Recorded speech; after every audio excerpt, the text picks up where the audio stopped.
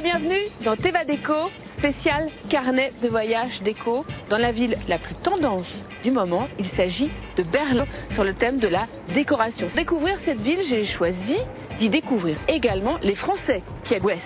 Justement, c'est dans cette ville, à l'architecture extraordinaire, que d'un seul Berlin. Moi, ce que je voulais vous dire, c'est que ma chambre d'hôtel est juste là. Toujours intéressant, c'est de découvrir des villes à travers le regard des Français. On est dans quel quartier, dans quel coin? Parce que Berlin, c'est très grand. D'accord. C'est-à-dire que là, tout était abandonné. La ville, elle s'est complètement reconvertie. Il y avait beaucoup de lieux abandonnés. Et puis finalement, ils renaissent. Oh, on va vous suivre de près alors. Alors Agnès, ici, on s'est donné rendez-vous dans cet hôtel qui est tout nouveau. On est dans un quartier où adoré des... Et surtout, on le voit et on se dit, mais il n'est pas si haut que ça, ce mur. Architecture urbanistique, parce que c'est de l'art. Je vous ai donné rendez-vous ici dans un parc très différent, forcément, puisque cette ville est si différente de toutes les villes d'Europe. Ici, avant, c'était un aéroport. Qu'il aime dans cette ville, quelles sont ses adresses déco? Eh bien, dans quelques instants, je vais le découvrir, si j'arrive à aller jusqu'au bout des rails de ce train pour aller vers lui.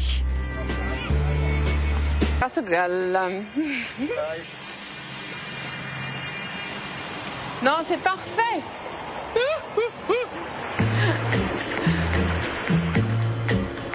C'est important pour le quartier. Ouais. C'est un marché qui a lieu le mardi et le vendredi. Maintenant, on va dans cet hôtel, dans ce lieu dont vous m'avez parlé. Toujours pareil, un peu transgressif, un peu différent. Je crois que c'est du camping urbain. C'est du camping urbain. Ouais. Vous visitez les caravanes? On va en vacances. Les campings urbains? Ah, c'est génial. Il a été complètement presque éventré, non? On dirait, dans un camping urbain, ici, alternatif. Maintenant, j'ai envie de donner aux téléspectateurs la possibilité d'avoir une bonne adresse pour aller dîner dans la même logique, un peu, vous savez, d'esprit comme ça, qu'on recycle, qu'on rénove, qu'on reconvertit. Moi, je dis, allons-y. On retourne? Troisième jour ici à Berlin et je commence à aimer de plus en plus cette ville. Je m'y sens vraiment bien, j'espère vous aussi. Aujourd'hui, il fait d'ailleurs de plus en plus beau, de plus en plus chaud et c'est très agréable. J'ai donc rendez-vous aujourd'hui dans un autre quartier de Berlin avec une Française. Elle s'appelle Les Antiquités du XXe siècle. Vous allez voir sûrement un mélange très étonnant entre la France et l'Allemagne. Qu'a-t-elle chiné pour nous? Eh bien, c'est ce que nous allons voir tout de suite. Comment on atterrit à Berlin quand on est française et Écoutez, regardez, je vais les chiner avec vous. J'aime beaucoup l'ambiance dès qu'on rentre comme ça. Je l'ai acheté en Italie. Ouais. Je suis allée dans le nord de l'Italie cet hiver et je suis tombée amoureuse de ce meuble. C'est évidemment pas de l'ivoire. Non. Mais c'est quoi? C'est un meuble qu'on met dans un salon? C'est un meuble bar.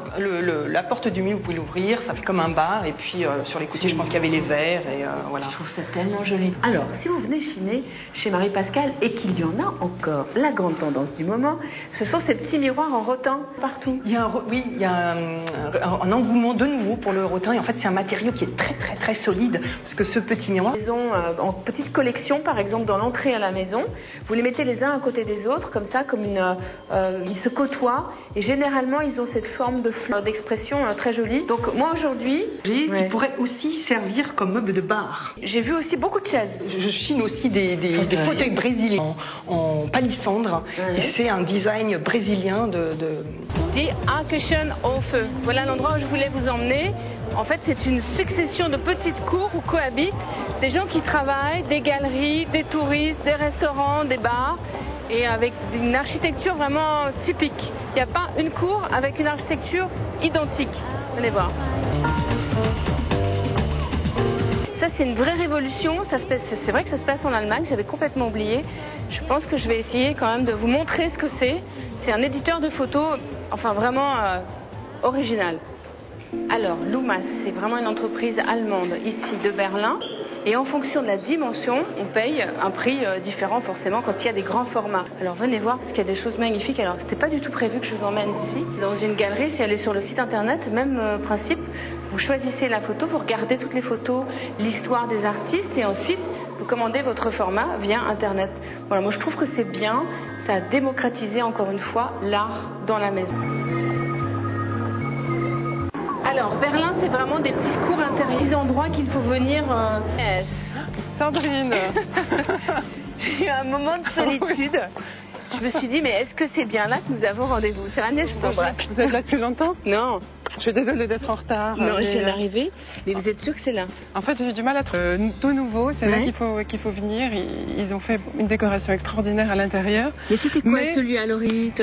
Ça peut durer longtemps. Ça peut se transformer aussi. C'est-à-dire, si ça, une galerie, comme dans ce quartier d'ailleurs. D'accord.